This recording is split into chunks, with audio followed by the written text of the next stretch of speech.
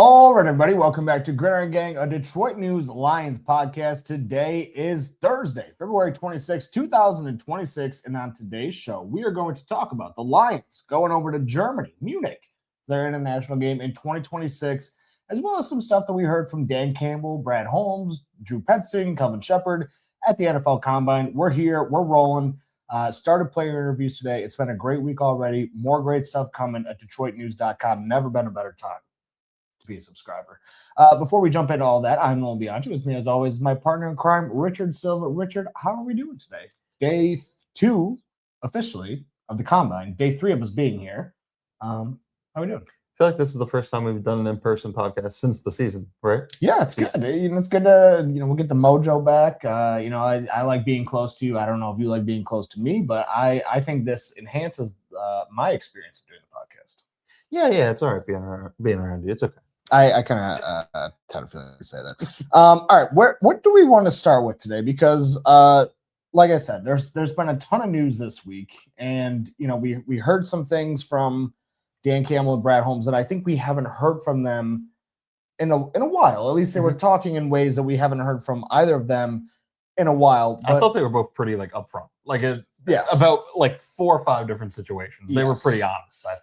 And one of the situations that they discussed actually became pretty irrelevant within a matter of minutes, because one of the things that they were both asked about was Taylor Decker and what his timeline might look like for deciding on retirement, because a timeline for retirement is kind of a situation that might give the Lions and Lions fans a little PTSD after how Frank Ragnow's June retirement kind of, threw the offensive line into a little bit of a tizzy. But we hear from Brad Holmes yesterday. He says, I'd like a decision within the next few weeks and know what's going to happen. Before the start of the league year, March 11th. Yeah. And they're obviously at the Combine scouting tackles, talking to tackles, things of that nature.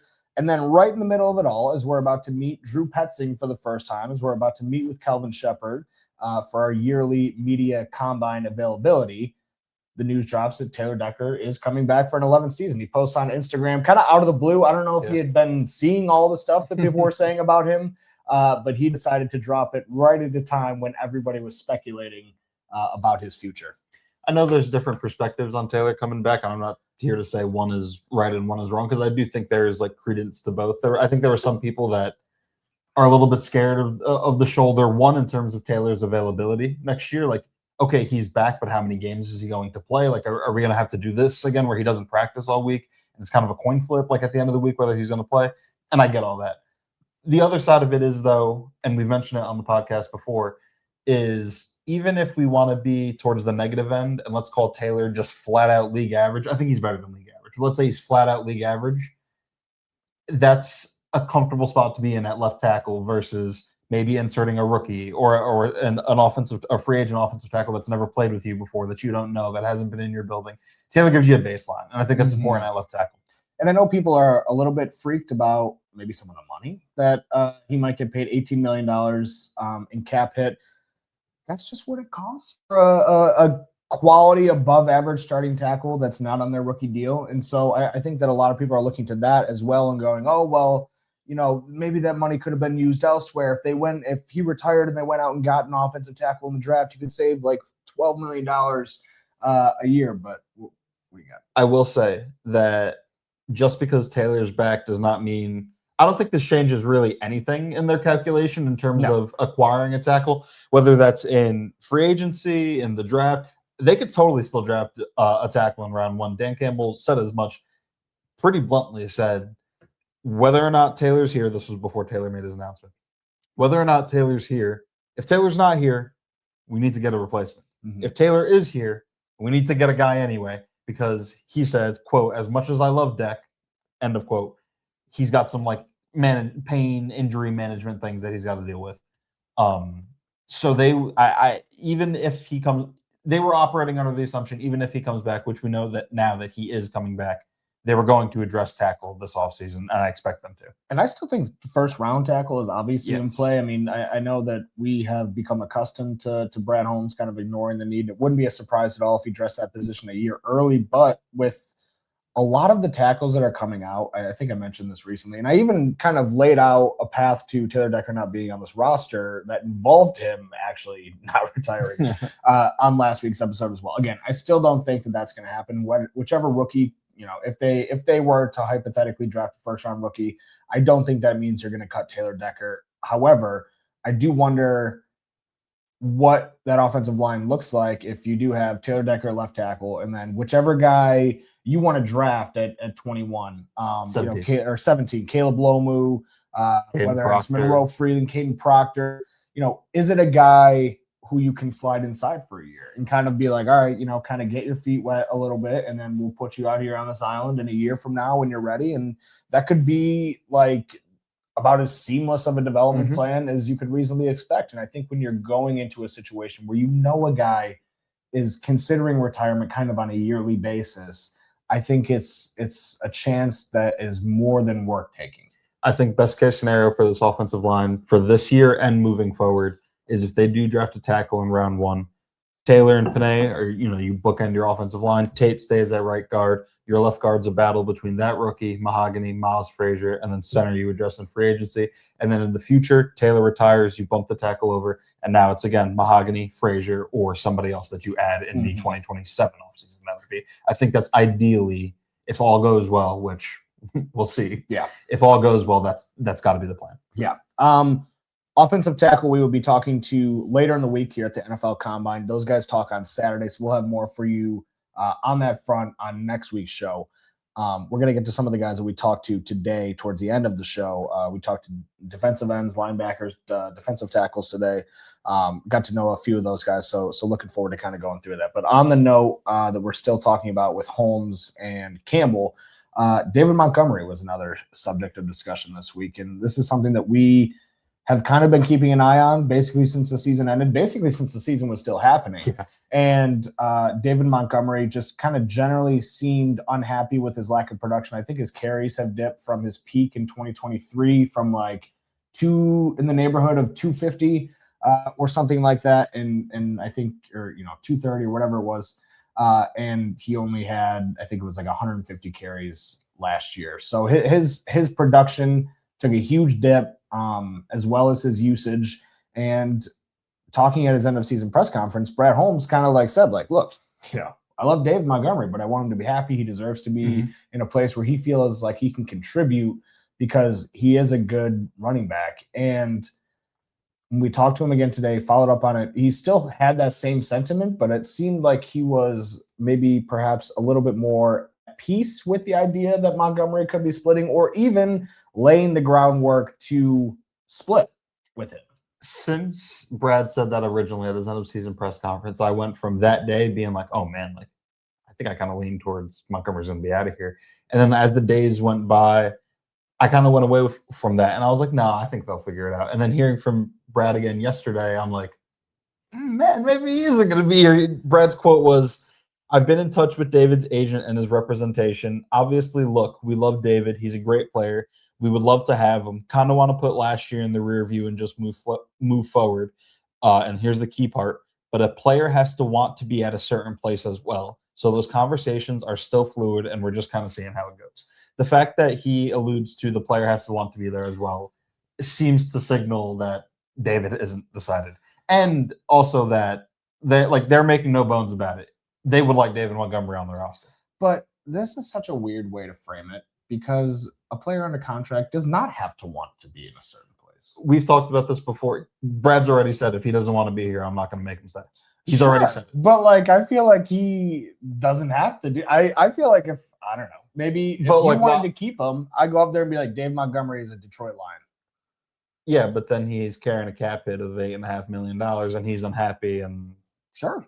But if you think he's still the same player, then what does any of that matter? If you think that he's going to get more usage and become happy, because you're paying him $8.5 million, he was overpaid for what he did last year. Like a running back that got 150 carries shouldn't have the cap hit he has. But that's not David Montgomery's fault. I think we both agree. Right, but then why have him on the roster at that price? I'll trade him because I think, or I'll cut him and save cap space. Because I think and get a fourth round running back that can carry the ball 150 times. Because I think that when you hire Drew Petzing, I think you are thinking of it in like the best case scenario and just honestly probably just assuming that whatever happened last year will not happen again next year with the usage and stuff like that. And so if you believe that, which I think you should, if you have conviction in this hire, Right. and you assume that David Montgomery is going to get more opportunities because the run game is going to be more efficient next year, which is going to lead to more second half rushing opportunities where David Montgomery feasts, then I don't think it matters if he wants to be here. That's me personally. He's still under contract. Again, all that other stuff aside, Brad gave him the contract. So Brad also said what he said. Agreed. But Brad's regardless of what you would do, Brad's already planted the flag. I know. I'm just saying it's strange. I feel like he doesn't have giving up leverage. Sure. For no reason.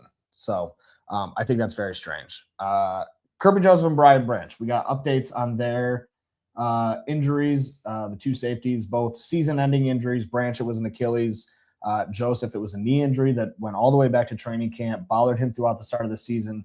Lions eventually shut him down in week 6 or after week 6. Hope to get him back after a couple games. He never comes back the rest of the season. So it's a position where there's a lot of uncertainty, but we got a little bit of an update yesterday. We learned from Kelvin Shepard that Brian Branch is in Texas doing his rehab, and he's down there. He said he talks to him from time to time, and he's doing everything he can, which you'd expect to hear. Kirby Joseph is in Detroit still. Well, I don't know if he's living in Detroit, but he's in and out of the facility doing his rehab in Michigan. This is a quote from Dan Campbell yesterday on Kirby Joseph. We've been treating him. He's done a few things. I would say we're in a position now to where we're slowly working him back. What is this going to look like? How's it going to feel? Call it a month, maybe a month and a half, and then I think we'll have a lot better idea. Can we get it stable enough? Can we get enough strength? It's all those things. He basically implying that he was asked about Kirby's status for next season, and he said, honestly, hard to say right now, given the information. Basically, check back in a month and a half, 4 to 6 weeks.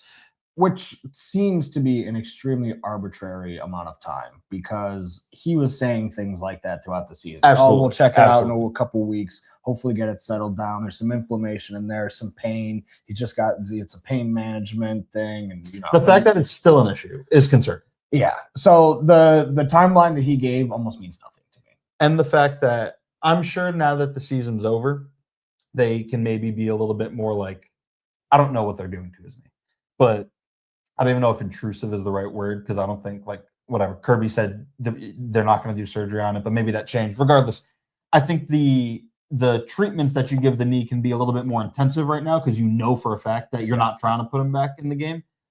But he hasn't played since week 6, and you've known it's been what? The season ended January 5th or whatever it was, and he was on IR like 2 weeks before that. Say he was on IR by Christmas. It's been 2 months.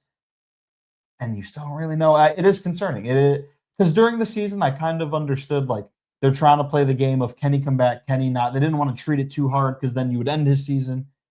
Now that the season's been over for 2 months, his season's been over for 2 months, and we're still playing this game. It's troublesome. On top of that, we also got some conversations about Branch, Laporta, Kirby, Jack Campbell and Jahmyr Gibbs, because all those 4 players are up for their second contracts this offseason. And we've talked about it before. It's a little bit of a high wire act that they're about to embark on because they paid all their players so far. I feel like you're kind of reaching the point. This feels like the offseason where you might not be able to pay anybody or everybody. I know they're going to try to pay everybody, but with the injury situation around some of these guys, I hesitate to know or to act like I know how they're going to handle this because, I mean, with Branch specifically, again, phenomenal player. Achilles, recovery has come a long way in the last 5, 10, 15, 20 years, but there's still things that are concerning. And I think, you don't know if he's going to have the same explosiveness that he's going to come back. And I think the same almost applies a little bit to Laporta, but definitely a little bit less with just, it's a back injury, those things scare the crap out of me. Again, it sounds like he is pretty optimistic that he'll be able to be back at full health next season, but these are still issues that are concerning because all of these guys that we're talking about are going to be due top of market, A lot of money. or close to market. Like, they are market resetting players. If we can go through it real quick, just off the top of my head, in terms of the top of the market, for running back Gibbs, it's about $20 million. For linebacker Campbell, I think it's just a touch under that. You know what I mean? It's high teens. For safety, it's what Kirby got and Kyle Hamilton got just recently. A kind of, again, just that tick under 20 maybe. And then Laporta, I don't know the top of the tight end market off the top of my head. I think it's a tick over 20. Right. Same, so it's same with safety. So it's kind of all floating around the 20 million mark. If you put it all together, obviously, like, guaranteed money changes things. But are you prepared to invest 20, 40, 60, $80 million a year into these 4 players? Maybe. And at different points, they've all shown they deserve it. But yeah, it absolutely is concerning. We agree that, like, for example, talking about Branch, we agree that I'm not out on Aleem McNeil, maybe like some other people. I'm not saying people are like ready to just like cut Aleem McNeil, but I think people are frustrated with the season that Aleem McNeil just had. I think me and you agree that it would have been great if he was better. Like, you're paying him a lot of money. But I gave him a teeny bit of grace because the first year back from a significant injury. From an ACL. For a big guy. For a big guy, that's tough. I think 2026 is when I'm going to expect him to be back to who he is. You're going to say the same thing for Branch, or I'm going to. I'm assuming you're going to agree with me. Say the same thing for Branch next season. Let's say he misses the first 6 weeks of the season and he's back. I'm not expecting the same Brian Branch the rest of the way. Still a good player, still a fine player, but you're going to be in a kind of a weird situation if you give him $16 million, he comes back and he's not the same player he was for the final 3 months of the season. You're going to be like there scratching your head being like, man, I hope that was the right decision. And it's scary. That's a scary spot to be. Yeah. Brad Holmes did say, when he got asked the question, the person asking the question was Ben Raven. He brought up specifically, he said Gibbs, Campbell, Branch, Laporta. He named the 4 of them. And I say that to say that Brad heard those 4 names. Yeah. It wasn't just, the 23 class. Brad said, quote, those are all players that we feel are core players that we want to keep around. I know, maybe what else is he going to say? The rest of the quote here. They're part of our foundation. But again, it just goes back to retaining. Okay, that's paying. Because earlier in his press conference, he said, we want to retain players. What does retain players mean? It means pay players. Oh, retaining. Okay, that's paying. And then that's, well, how much additional resources do you have going forward? And look, there's a lot of different timelines and levers that we'll have at our disposal. But those are all players that you rattled off that we see as key pieces that we want to keep around for a long time. I think on one hand, like, of course, like what he's not going to be like, yep, nope, I'm letting Sam Porter walk. Like, he's not going to say that. But to say all 4 of them, I want to bring back. I think that's a stance taken. Yeah, 100%. But I also did think he kind of laid the groundwork a little bit for maybe, different timelines and how much resources do we have. I mean, it wouldn't be the most surprising thing in the world if they didn't end up re-signing one of these guys. I know that there's people at home probably going, just some people out there being like, well, Gibbs isn't the best running back in the league. Campbell isn't the best linebacker in the league. Branch isn't the best safety in the league. Doesn't really matter. If you are a top 5 player or projected to be a top 5 player in the first year of your new contract or nearing, that status, you're going to get borderline market resetting money. It's like the Hutch situation. Hutch is not the second best pass rusher in the NFL. He's probably, I don't know, but he's not second. But if you're in that group of 7, then it's whoever gets paid most recently gets paid the most. And in the next 2 years, you're going to end up back at 7, right? Because the other guys are going to top you. So yeah, it's just you're going to have to pay them top of market, especially Gibbs and Campbell specifically. Yeah. All right, let's move on a little bit because we got some big picture stuff from Brad and Dan that we want to get to. And we'll even start with a little bit of extra news because we should probably hit on the international game. Lions are going to Munich. I think that was something that we suspected this whole time. There's an obvious connection there with Amon-Ra St. Brown and his German heritage. His mother, Miriam, is from Cologne in Germany. It just felt like a slam dunk. The Lions have global market rights to the German market. Like they have so much activity going on in Germany. And I actually got to do a story last year where they announced a partnership with this soccer team called FC Cologne. And I think a lot of times you don't really understand what those mean, but I actually learned a lot about the global markets program and the territorial rights that they have talked about, but we don't really know how it functioned to that point. But basically, like they've been hosting fan events and activations and just things in Germany for years centered around the Lions, including an annual tradition where they host Thanksgiving for like 100 people, and people who grew up German and have never experienced American Thanksgiving, or maybe have watched Lions fans but have never, or have watched, our Lions fans have watched the Lions but didn't really get to celebrate the culture that exists on Thanksgiving Day in America. They get to do those things, and that gets to that allows them to feel closer to their team, to feel a stronger connection to their team. I say all that to say that this was the biggest slam dunk in the history of slam dunks. I expect the Lions to be there for a full week. I guess we'll see. Every team does it a little bit different, but just given the marketing opportunities that are available with a native German speaker in Amon-Ra St. Brown, or I don't think native is the right word for that, with a German speaker, a fluent German speaker in Amon-Ra St. Brown, I think it was hard to pass up. I think he's going to be doing every interview, with every German outlet, and as you should. It's going to be big for him. It's going to be big for the NFL. He was quoted. I think the Lions did.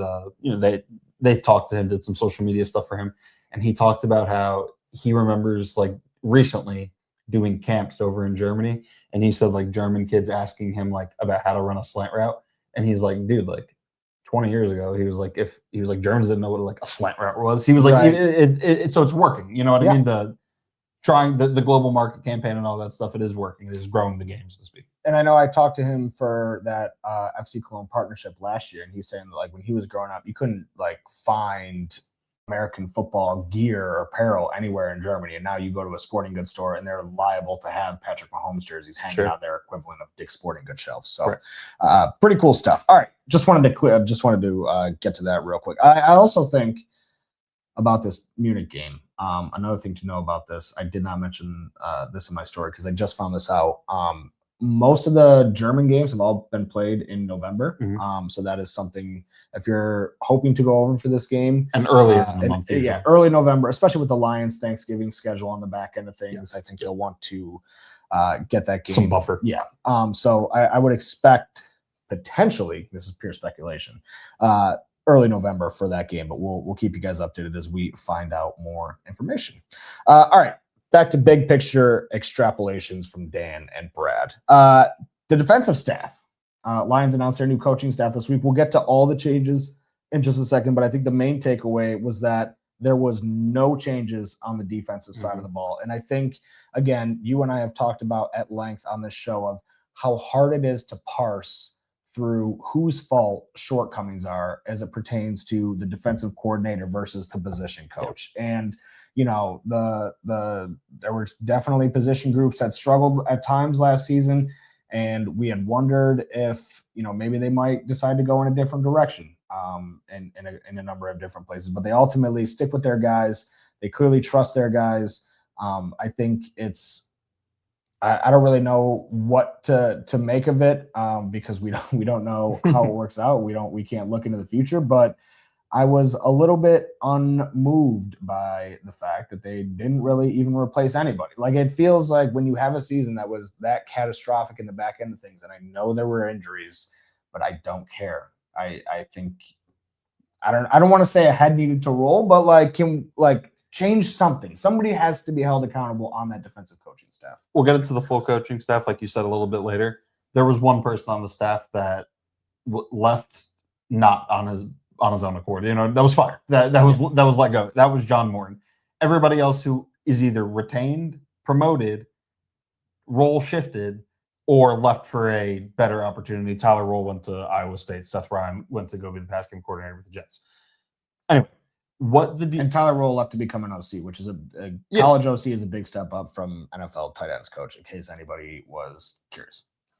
I will say, though, Dan brought this up, Shep brought this up. For better or worse, the fact that the defensive staff was intact and the offensive staff went through a little bit of changes, having to replace the OC. You had a guy like Mike Kafka.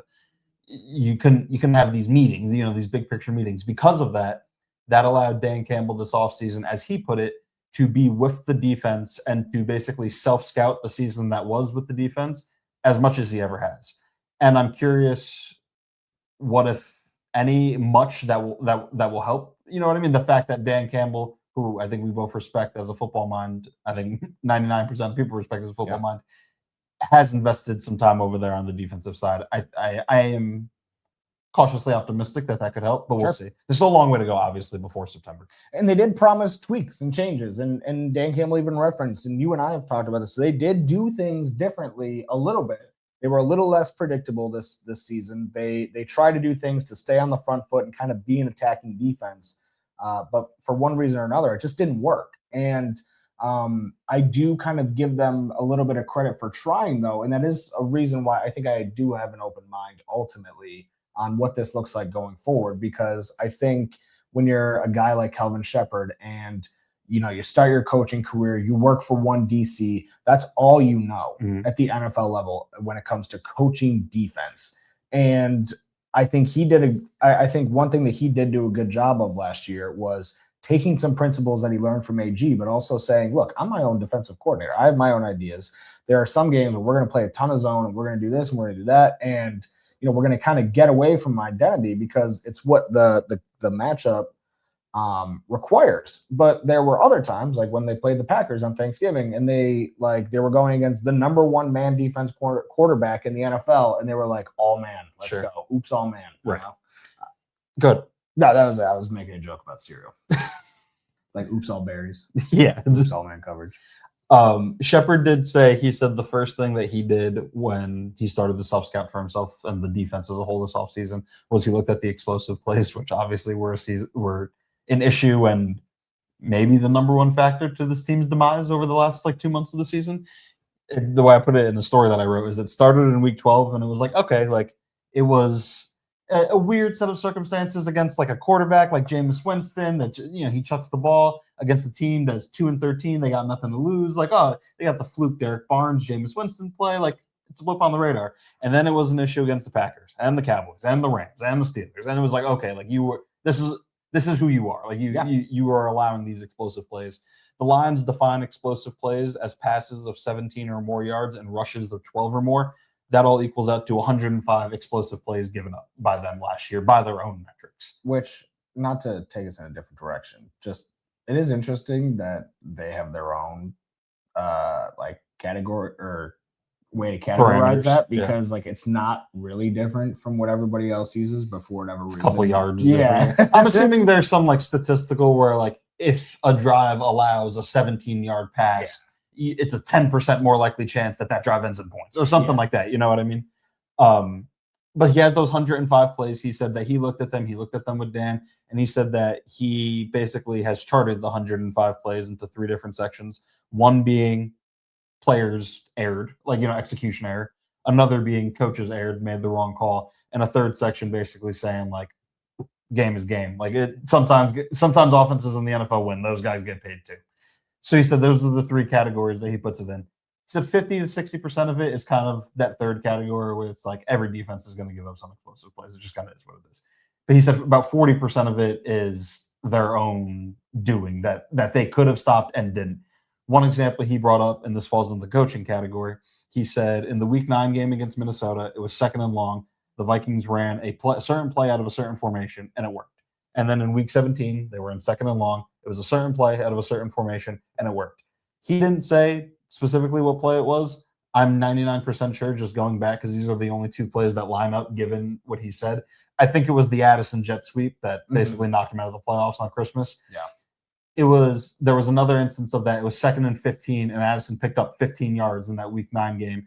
And it was a 3-by-1 formation with the single receiver on an abbreviated split, and that receiver out there is towards the boundary side, they're on the right hash, basically. And Addison goes in motion. I'm assuming if you're in a 3-by-1 on 2nd and long, and the receiver over here, Justin Jefferson or whoever has an abbreviated split, and Addison goes in motion, I'm assuming the tell should be he's going to get the ball based on all these circumstances. Shep said I should have better prepared the players on the field to have seen that tendency and reacted to it. He didn't. The players didn't react to it. 5-yard touchdown, season's over. So it was interesting to hear those things from Shep. We'll see again in however many months' time if it is fixed. Yeah. I would say about that whole thing, and I liked a lot of what we heard from him. But again, it's still a lot of talk about he did the right thing, but players let him down. And I don't think it needs to be said. You are a coach. There is no situation like I don't know if you're trying to protect yourself for your next job or like, oh, I don't want to admit that I got this wrong, and then the clip goes viral, and then all of a sudden the owner of the Texans won't hire me. You know, I don't know what it is, but like it's anti Dan Campbell. Dan Campbell has never, as I can't remember, has never said correct. This was the player's problem. He's never said it. And Shep, not that he does it all the time, but he has done it. He does it a lot. He does it more than Dan Campbell. A lot is fair. And it's what's the word I'm looking for?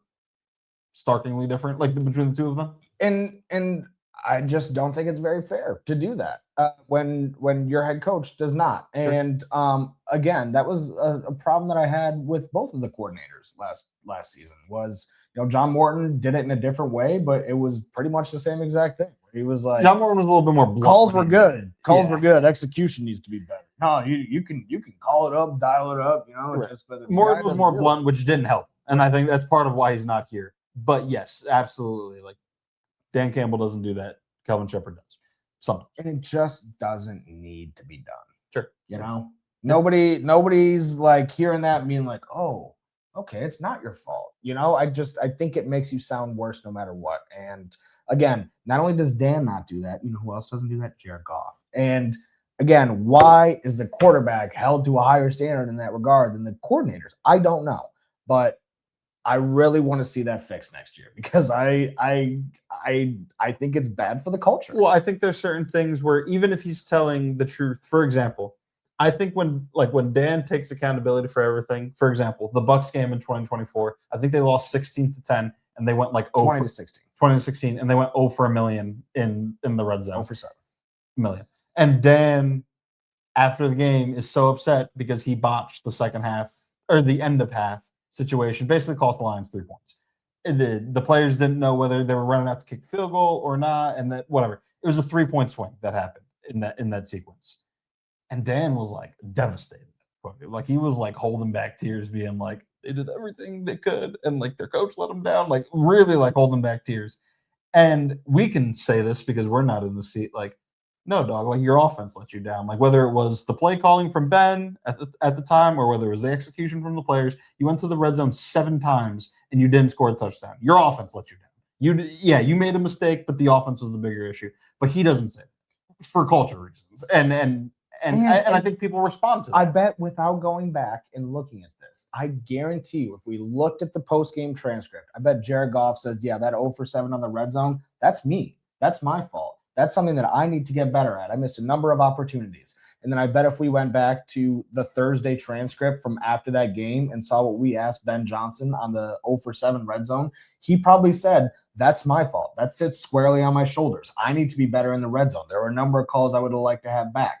And that, I think, was a huge part of their success. That allows egos to kind of drop. And ultimately, at the end of the day, when you're a quarterback in the NFL, when you're a coordinator, when you're a coach, the buck stops with you. And these guys have to take that on. I think I liked what I heard from Drew Petzing yesterday. I'm curious to see how he handles some of those moments. I'm sure we could actually see from Arizona. But just generally speaking, that needs to stop. I would like to see the chart. I want to see the chart breakdown. I want to see all the different plays. We can find the 105 plays because we know the parameters, but we don't know like all the calls to break it up into the 3 different categories ourselves. It'd be nice to see it. Yeah. Dan Campbell, moving on here. Dan Campbell liked Drew Petzing in 20 minutes, he said. And it was a number of things. Just his attention to detail, the way his creativity. He said he saw him from afar watching crossover tape and was just generally impressed with the Cardinals offense. And then he met him in person, and it was the attention to detail, the vision, the problem-solving ability, all of those things about his personality that kind of drew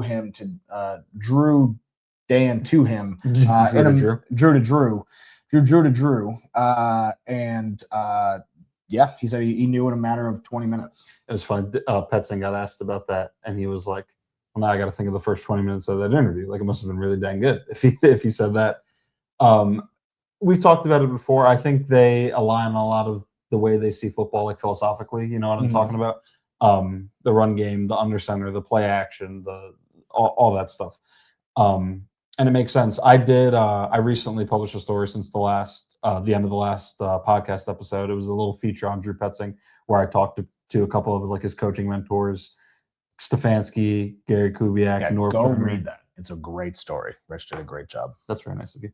Don't get used to it. But all three of them basically said the same thing. Like, yeah, I totally get it. Like, why Dan hired him. Like, I know Dan, I know Drew. It's the same thing. Yeah. I got the quote here from Campbell. He said, quote, man, his confidence, conviction, his knowledge, his detail and everything and why he was doing and why he was doing it and what he was thinking and how he was teaching it, threw curveballs at him, and he was all over it. It was good, man. I just loved his presence, and I loved the way he taught, and I loved the details behind it. Added Campbell, quote, he was the right fit. I felt that within 20 minutes. What I really liked from Drew Petzing was his invoking of the legendary Bill Walsh when he said coaching is teaching, which is a big departure from the attitude that we saw from the offensive coordinator last year. I don't think he really felt that way. I think he thought coordinating is drawing up plays and, guys got to figure it out. So, and I also think a key difference between Morton and Petzing is, and again, you could say this for better or worse, we can say, oh, the run game is more important because it was so inefficient last year where it's clear to us. But if they go into this next season, 26, if they can't pass the ball, we're going to be we got to be able to pass the ball. Yeah. But Morton was and has been that's his bread and butter, throwing the ball. Petzing's bread and butter has been run schemes and running the ball. And I think that's what the Lions in the last 5 years under Campbell have been built on. So I think that was part of the issue last year is that you had a guy calling plays that specializes in the pass. Yeah. When I think this offense is built to specialize in the run. Yes, to set up the pass. Yes. Absolutely. And when it comes to the pass game stuff, we'll get to the full staff changes in just a second. But Mike Kafka, passing game coordinator. So again, complementary skill sets that you're able to now put all these guys in a room and say, figure it out. And that's, to be clear, that's not different from how they did it last year. That was Dan Campbell stressed that repeatedly when it came to the play calling was, he doesn't just call a play on, 2nd and 4. He says, hey, Hank Fraley, we need a run. What are you thinking here? Oh, let's call this. Or, hey, 3rd and 7, John, what are you thinking here? And they collaborate on these things. And so obviously the show will be run different. It wasn't the same under Dan as it was under Ben, but I do think that this offensive staff will be pretty collaborative. It doesn't seem like they have a lot of guys with egos. Just talking to Petzing yesterday for the first time, I was really impressed with, just the way that he spoke about Mike Kafka. I don't have the quote in front of me, but I think it's a good offensive staff, and I think they did what needed to be done on offense. And for all the criticism that we kind of just given defensive, whether or not changes were warranted, I like what they did with the offensive side of the ball. I would agree. I don't know if you have anything left to add there. I don't. Are the Lions going to spend money this offseason? It sounds like it. I tell you what, this is what I kind of alluded to at the top of the show, where it was like a reversal of the things that we had kind of known from these coaches. Like Dan was Campbell was really straightforward and kind of I don't know. I don't even know how to describe. What would you use to describe it? How Dan was talking yesterday. Yeah. I think he was kind of firing from the hip a little bit, and not that he's dishonest ever, because I think he's one of the more honest coaches in the NFL. But I think he was pretty openly blunt with a lot of things yesterday. And on the flip side, I think Brad Holmes was a little bit more open-minded than he has been in years past, where I think a lot of times he would get questions hey, will you consider, doing this? And he would push back a little bit because that was not what he intended to do. And he would, when you ask, and it was working, right? And it was working. They won 1 million games. So I don't care at all that he would push. But hey, are you going to go out and sign a Max Crosby level player this season? Probably not. It's really expensive. Right. We got a lot of expensive players. It's the example from last year's owners meetings where he was talking about potential free agent signings, and he's like, people want me to take these vacations, meaning the free agent signings, and he goes, I got bills at home, I got a car payment, I got student loans, and by he means a Jahmyr Gibbs extension upcoming, a Kirby Joseph extension upcoming. That's a car loan. Like he made that point last year versus this year. He kind of left it open to interpretation a little bit. I think he was like, we'll see. Maybe we'll take a vacation this year, Not a direct quote, but he implied it a little bit. Paraphrasing. Yeah. He said, he didn't say this. Paraphrasing. Maybe we'll take a vacation to McGovern Land, huh? Did you kids like that? Huh? How about a trip to Cade Mays Island? Maybe. Huh?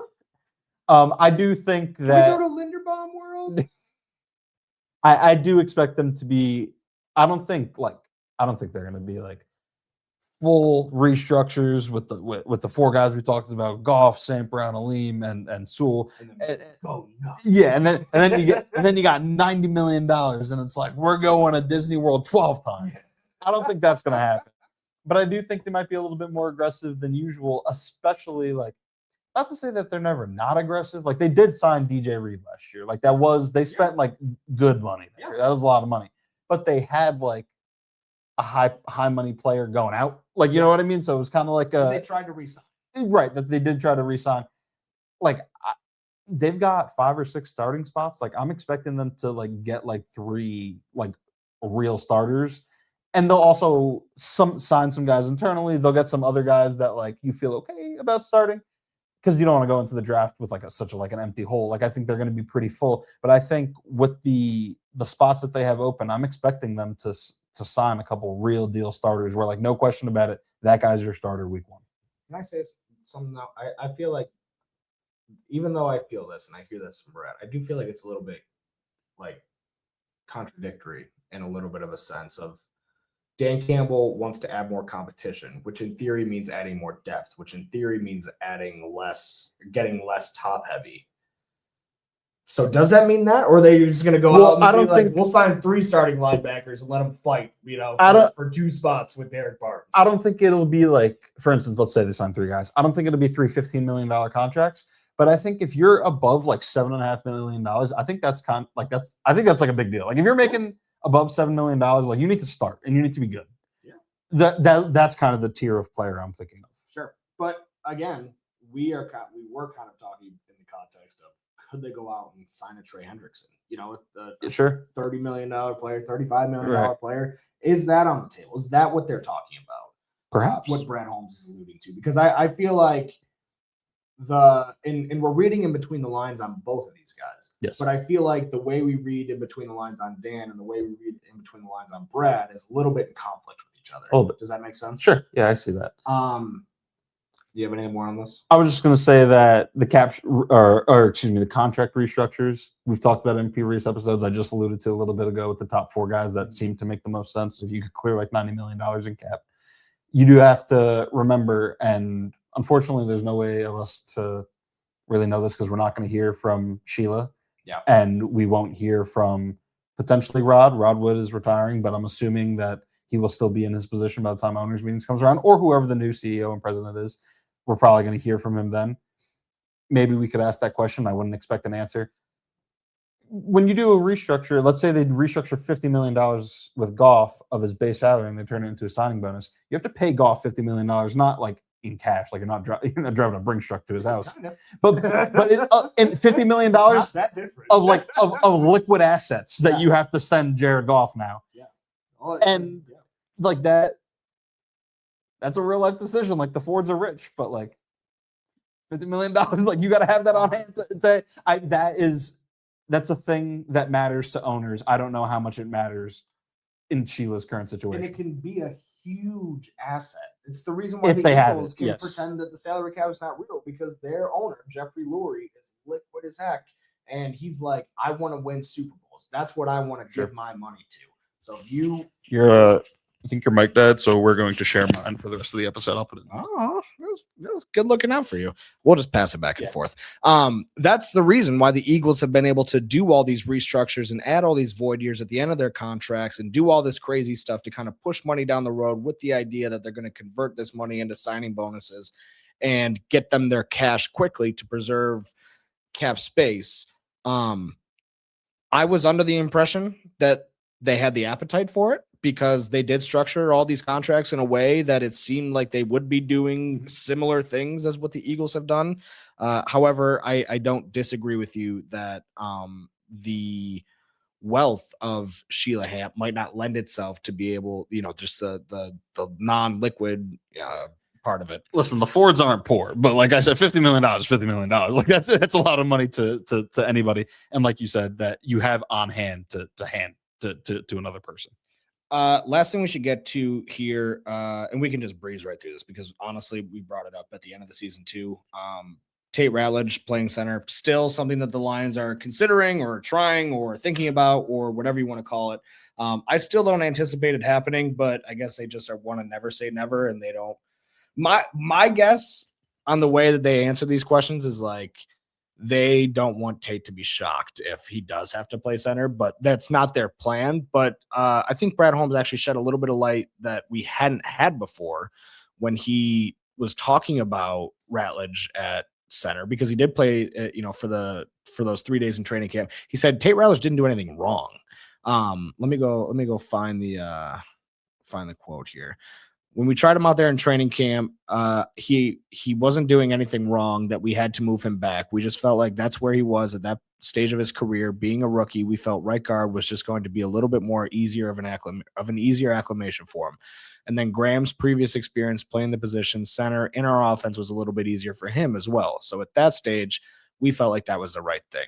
But there's still promise for Tate to move in that position. But I think that's the beauty of it, is that we're that's flexibility that we have. So whether we add guard, center, whatever, I think Tate will always be in that conversation. I have been operating because I know like they don't want to rule it out, right? Like, because it could happen. So I understand them saying, but like the more that they like say it out loud, the more I'm like, man, like if they really just love a right guard in free agency, like I don't know if Kevin Zeitler is like, take me home, like I want to come to Detroit land, and like I could totally see it happening. You know what I mean? And then they bump Tate over to center, and then now the right side of your offensive line you feel pretty good about, but you have to hope Tate can acclimate. All right, before we move on to the next part of our episode, we got to stop for a word from our sponsor. For 44 years, Varsity Ford in Ann Arbor has been more than just a dealership. We're a family, proudly serving yours. As one of the top volume Ford dealers in the world, we're proof that when you treat people right, they come back generation after generation. And now we make it easier than ever with complimentary pickup and delivery for both sales and service. So you can buy or service your Ford without leaving home. Varsity Ford, driven by family, built on tradition. All right, segment 2 here at the Gridiron Gang podcast. We got about 20 minutes left in the show. I wasn't sure how long this episode was going to be. I was ready to declare that I thought it might be a short episode, and I really did think that. I don't know why you think that every time. Well, I just forget how much I like talking to you, Rich. And then once I get started, I don't want to stop. Right. All right, let's talk about some coaching staff changes. Lions announced their coaching staff for the 2026 season. A couple moves here out. We've got OC John Morton. He was fired at the end of the season. Tight ends coach Tyler Roll. He left to be the offensive coordinator at Iowa State. And assistant tight ends coach Seth Ryan has left to become the passing game coordinator for the New York Jets. Incoming, we've got OC Drew Petzing. Passing game coordinator Mike Kafka, offensive assistant Dan Skipper reporting is eligible for a coaching position. And then some internal changes, promotions, whatever you want to call them. Steve Oliver was promoted from assistant offensive line to primary tight ends coach. Jim O'Neill had assistant head coach added to his title as safeties coach. David Shaw was changed from passing game coordinator to passing game specialist. Bruce Gradkowski went from offensive assistant to assistant tight ends coach. Scotty Montgomery will still coach wide receivers, but he had his assistant head coach title changed to associate head coach title. I don't really know what that means. It's a college basketball thing. I can't imagine some of the shifts will be that significant. For instance, I think Shaw's probably going to have a lot of the same responsibilities that he had. Yeah.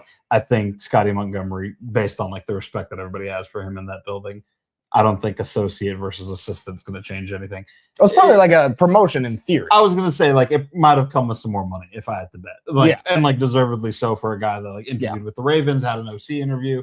So yeah, I don't think like the shifting titles for specifically Shaw and Scotty Montgomery are going to change much. but good for Scotty. It definitely deserved that. And then lastly here, we've got Mike Clark, Director of Sports Performance, has retired. They did not backfill that position, so their strength and conditioning staff went from 5 people to 4 people, which I don't know that it makes a difference in the makeup of the room and how players are being treated, but I know that it's a thing that fans are probably going to be upset about. I was going to say, yeah. I'm not going to tell you you're wrong, but I'm also not going to say you're right. Like at the end of the day, we can't know. Like there's literally no way to know whether or not the Lions training, strength and conditioning are doing their jobs as well, better, or worse than others around the league. Players say nice things about them, but I'm not going to use that as evidence and be like, see, they're the best in the business. Well, again, like relative to other teams, like they have like a good letter grade, but it's not exactly a weighted curve that they're being graded on. So right. You get like a B+. Last year's NFLPA awards, they got like a B+ in it, but like it was like 16th out of 32. Right, because the worst team got like a B. Yeah. So I don't know. I'm not going to pretend to sit here and like I know. Dan was asked about Mike Clark yesterday. He said, obviously somebody that he's known for a very long time, been in the profession for 50 years. He's going to miss him, if that means anything to you. Dan Campbell will miss Mike Clark. Yeah. All right, moving on here. Some draft prospects that we have become interested in after day one of the media availability here at the Combine. That spoke today. DNs, D tackles, linebackers. Yes. My favorite guy that I talked to today was probably Zion Young from Missouri, the defensive end. Probably the most energetic guy that we talked to all day. He called every reporter big man, which I respected as a big man. And he also talked about some things that I thought would be music to the Lions' ears. He talked about how his run defense is a bigger priority for him than rushing the passer, and that he recognizes that as a defensive end, rushing the passer is a privilege that you earn by stopping the run.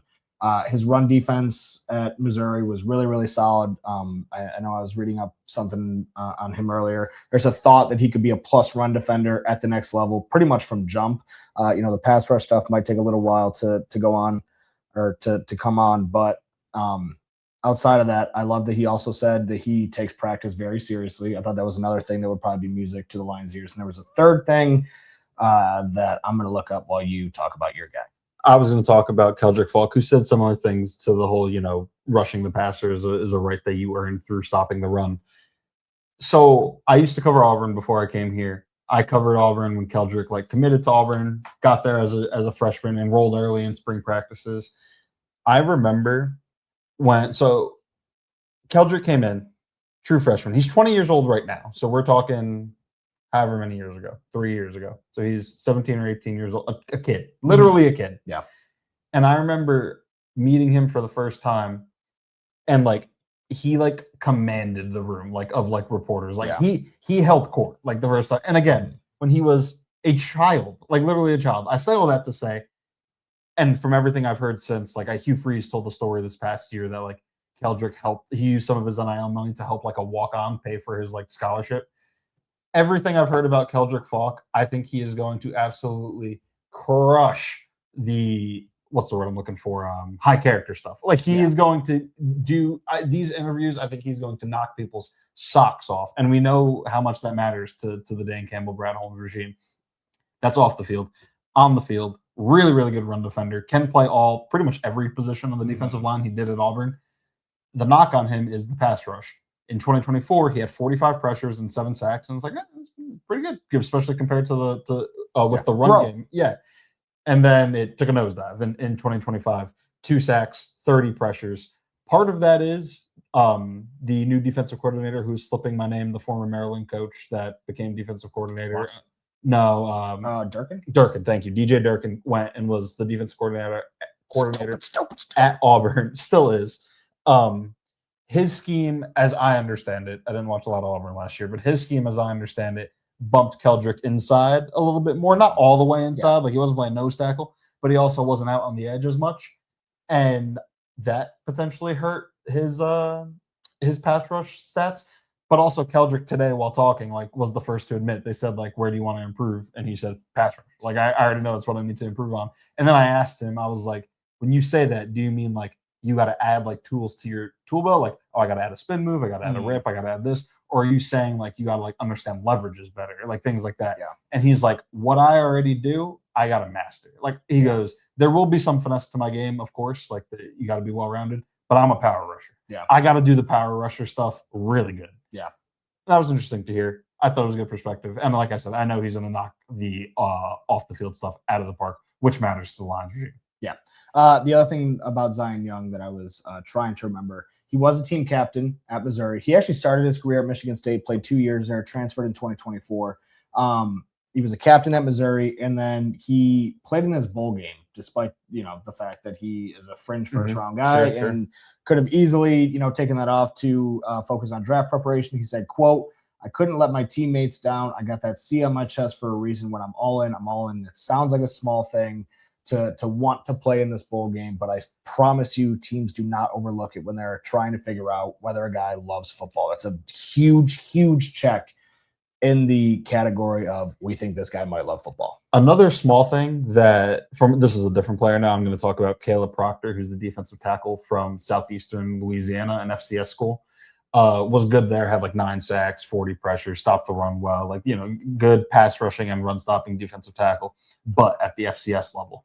And I asked him, like, surely you had opportunities at some point to go elsewhere. Like, you were a good player at FCS. You could have gone to FBS. He even mentioned, like, I had options in the portal. Why? Like, yeah. And he said, a lot of times you hear guys say, like, oh, like, I'm not going to leave, like, the guys that I came in with. And, like, I hear that and like, yeah, but it sounds like a little like, I don't know, like cookie cutter. Like I think like a cookie cutter. Sure. The way he put it, I was like, wow, what a good way to put it. He goes, the guys that I came in with when I was a freshman, that's going to be my bridal party one day. Like those guys are going to be my groomsmen in my wedding. Well, then I would hope they would understand that it's to leave the school to go be in the SEC. Well, he said, you ever seen Good Will Hunting? No. If you're still showing up for practice in 2 years, getting 17 sacks a season.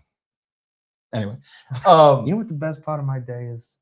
Every day when I pull up for practice and I think Caleb Proctor might not be here today. It's a good movie. You should watch it. Thank you. Thank you. Thank you for the recommendation. Yeah, he's rad. Dan Campbell, Brad Holmes talk all the time about like playing for something bigger than yourself, buying in, things like that. You know what I mean? And I'm not going to sit here and pretend to know that like they heard that and we're like, wow, socks off my feet, like knock my socks off. But I don't think it can hurt, especially when they talk about it as much as they talk about it, the off-field things.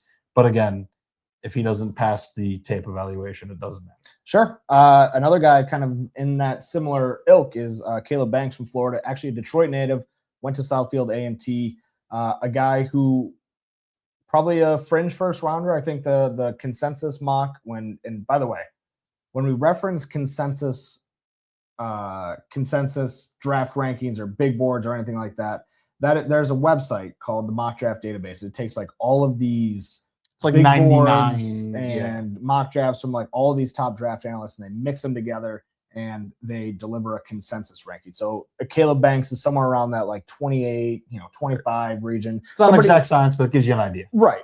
Somebody well within, like the possibility of going to Detroit, whether it be at 17 or with a trade back or whatever.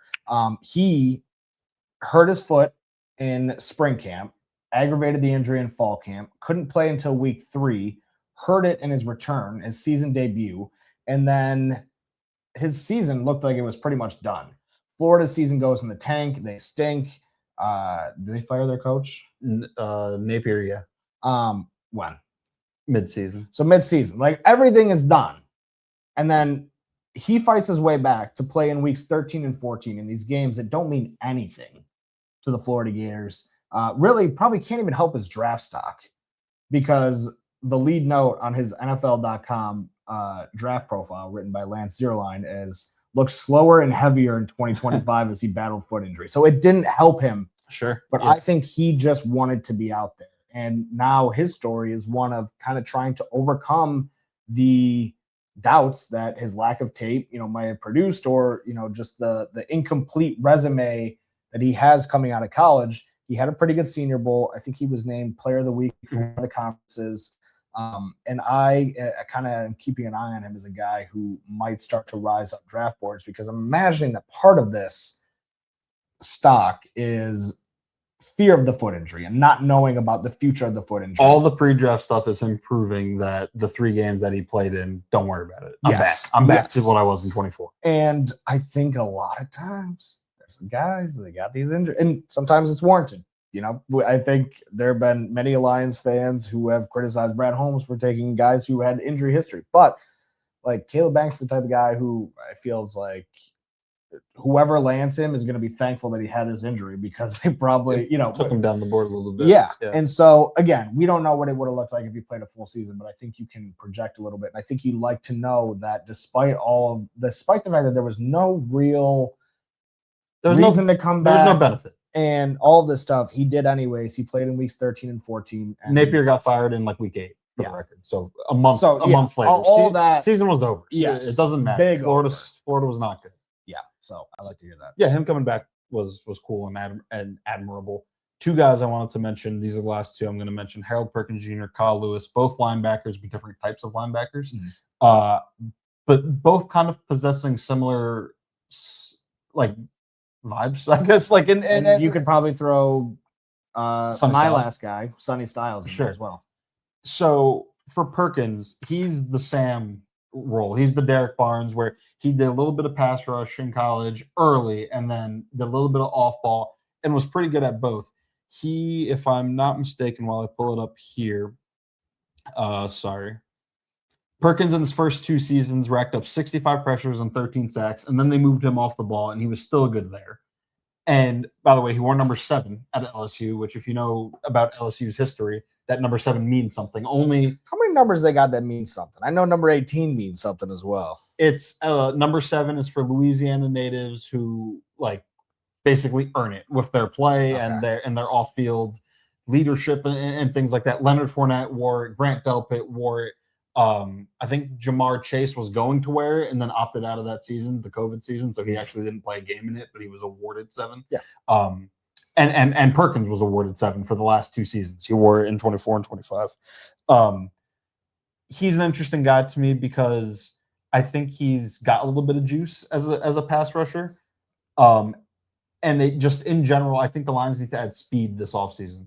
Going off that as well, Kyle Lewis is another guy, converted safety, just like Sonny Styles. Just like Sonny Styles. Sonny Styles, I think, is a little bit of a long shot to get there at 17, but we genuinely don't know. The draft's in 2 months, anything can happen. Yeah. But I think Kyle Lewis is a mid-round, could potentially be a 3rd, 4th, whatever round draft pick. He also, so he played the star, right, which is like the hybrid linebacker, DB. Asked who are some of the players that he tries to like model his game around. He said, growing up, it was Michigan's Jabril Peppers. He said, recently, it's been Nick Emanwari from from Seattle, and Houston's Jalen Petrie. And then when he initially moved from safety to linebacker, he liked watching Jeremiah Owusu-Koramoah from the Browns, who was kind of like, did a lot of those things that like Emanwari is like getting love for now. A little bit more linebacker. I think Owusu-Koramoah is a little bit more linebackery, and Emanwari is a little bit more safety-y. Yeah. But you're just talking about like can cover versus can't run and cover. Right. But all kind of that same archetype of player. Owusu-Koramoah was a Pro Bowler before that. I think he's got a back injury. I think he was like defensive rookie, like in contention for defensive. Yeah. Like he hit the ground running.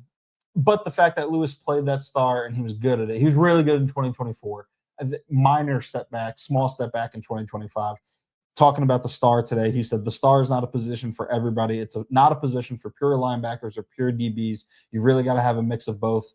I feel like the position was perfectly tailored for me. Yeah, he's a guy that I'm interested in, especially if they lose Alex Anzalone. Yeah, and same kind of thing for Sonny Styles. Played a little bit of middle linebacker, played a little will linebacker. My favorite thing about Sonny Styles, I actually discovered this today, I guess it's not even my favorite thing about him, but I was on his, NFL.com. They have a prospect page for every prospect who's going into the draft, and it comes complete with a bio and some analysis from one of their draft analysts, typically Lance Zierlein, and they have a player comp in there.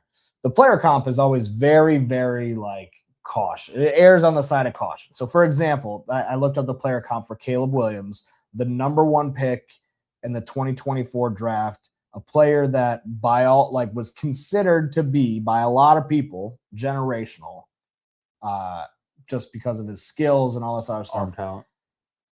Did you see his comp? No. Can you guess? I don't know. I feel like it's going to be like a not great, amazing player. It's Kyler Murray. Okay. So talk about erring on the side of caution. Sure. The player comp from NFL.com for Sonny Styles is Fred Warner, the 4-time All-Pro. So the best linebacker in the NFL. Again, if he did not play linebacker, he's probably a top 5 pick. But just for the way that position has been kind of devalued just in terms of the draft capital the teams are willing to invest in, or maybe the money that they're willing to invest in that position, I think it lends itself to the possibility of him maybe falling. And again, I think his consensus rank right now is somewhere around 12. So very much within the possibility. A lot of the Jeremiahs and the Brugers, I think might have him a little bit higher than that. Sure. But yeah, I think a really interesting player. If we start getting into draft season, guys start jumping up the board, and all of a sudden we're going, wow, okay, Sonny Styles being mocked to the Lions at 17. Like I can see it happening. The Lions are going to have their board just like they did in 20 whatever, where they were like, all right, like if they were seeing Terrion, they were seeing Quinyon Mitchell fall. Mm-hmm. Once Quinyon Mitchell gets taken, then they jump up and go get Terrion. There might be a similar position to that this year where they're like, all right, like there's Sonny Styles we really like. I don't know, like if David Bailey or something fall. I'm just naming names. Guys that could fall. Like if they fall to 13, we're going up and we're getting them. Yeah. But it is more dangerous to do that now, especially with all the money that you're paying, because you just need cheap guys for 4 years. Yes. And even if all it takes is a 4th round pick, which it would take more, but if all it takes is a 4th round pick, I was talking to somebody about this today. If you draft a guy in the 4th round and he gives you like Roy Lopez X production for 3 of his 4 years on a cheap deal, grand slam at this point. Like at this point with the team, like that's what you need. Yes. So losing the potential to get a guy like that is significant, which is why I think in the draft, we were just talking about free agency, maybe they could be this offseason a hint more aggressive. I think in the draft, I would expect them to be a hint less aggressive, especially up high. Yeah, I completely agree. And I would even go as far as to say they probably should. Yes. And they're already down a pick. They're already down a premium, a top 100 pick. Yes. All right. Let's go to keep 4, cut 4. Close the show. Let's get to it. So it's a good episode. I'm hanging out with you. Thank you. So because Taylor Decker came back, I wanted to do a combine thing, but I didn't know like what to possibly do a keep 4, cut 4 for combine stuff. So Taylor Decker beers. Yeah, Taylor Decker, I think was the big news other than us being at the combine. So I am going to have you keep 4 and cut 4 players who are entering their 11th season, which really that just means you were drafted in 2016. But and you're still playing. But players entering their 11th season, as Taylor Decker is. Okay. Your first player is Taylor Decker. This is rude. Can we do Taylor Decker last? No. There's no context. I don't know. Yeah, no. Because then you know who's coming. Oh, you can keep him or not keep him. You don't know who I'm bringing. I was gonna say Taylor Decker, like 10-year starter. If these guys are still in the league, they've all, you know what I mean? They're right, exactly. That's what makes me nervous. Is that I'm sure that these guys Bobby Wagner in here somewhere. If a guy's getting to year 11, he's a good player. So like, I'm not giving you any guys that aren't good players. Okay, I'm gonna cut Taylor because I don't know what's coming next, and I don't want to get pigeonholed into all of a sudden I get somebody good on the second time around, and then all of a sudden now I got 2 keeps and I haven't cut anybody yet. You ready for this? One's gonna be even harder. Jared Goff. Oh, keep. Oh, I thought you were gonna have a tough time with that. No. All right. Your third player is Derrick Henry. Keep. I think that's an easy keep. I think Derrick Henry. Frank Gore is the best like longevity running back. Derrick Henry's getting. He's getting there. Yeah. Your fourth player, 2025 interception leader, Kevin Byard for the Chicago Bears. I cut. Wow, the interception leader at 30 whatever years old was a baller in Tennessee. Yeah, but he fell off for a little bit and then he had a resurgence. I'm not worried. You're not freaking. You're not getting to me. Dak Prescott. You don't own me. Dak Prescott. Oh, you only got one more keep spot left. Okay. That's interesting. I don't know. Yeah, I don't know. Like, I don't know what the criteria. I got 2 quarterbacks here. A running back and Best no player. offense. Yeah, Best All player, Yeah, bat and overall. okay. I think I'm killing it so far. I think you're gonna be in a tough spot with this next one. Okay. Joe Tooney. Oh, keep. I was really hoping you were gonna psych yourself out. You're And be just the like, protector of the year. I was really hoping you were gonna be like, I gotta cut him. I don't know who's coming next. No. So you have to cut the rest. And you Sure. have 2 names coming. You scared? No. I think you shouldn't be scared. Who do I got? Jalen Ramsey. Okay, that's fine. DB. And Kenny I got Clark. 2 quarterbacks, bro. And Kenny Clark. All right, cool. I regret nothing. So I have 2 guys. All of my guys are probably like top 4 or not top 4. All of my quarterbacks, that's different. I got 2 of those. They're probably both top 10. Derrick Henry, top 5, maybe still. I don't know. Depends how much we take into account his last season. I don't think he was as good. And Joe Tooney just won the Protector of the Year as the best offensive lineman in the NFL. I think Henry and Tooney are easy keeps in my brain. And then I think the others. We probably should have subbed a quarterback for Ramsey, but other than that, Yeah, I'm good. I think that's fair. So to recap, Nolan kept Jared Goff, Derrick Henry, Prescott, Joe Tooney, and then he cuts Decker, Kevin Byard, Jalen Ramsey, and Kenny Clark. Perfect. No respect for. That's not true. Yeah. It's not what I said. You're in a no-win situation. You have to cut somebody. All right. That does it for this episode of the Gridiron Gang podcast. Thank you to everybody who tuned in. Check out DetroitNews.com. All week, we will have wall-to-wall coverage coming from the NFL Combine in Indianapolis. And then next week, we jump right into free agency season. We're going to be previewing all of that all week long. So we've got so much stuff coming to Detroit News. The offseason is just getting started. We can't wait for you guys to join us. Thanks for joining us today, and we'll see you back here next week. Same time, same place.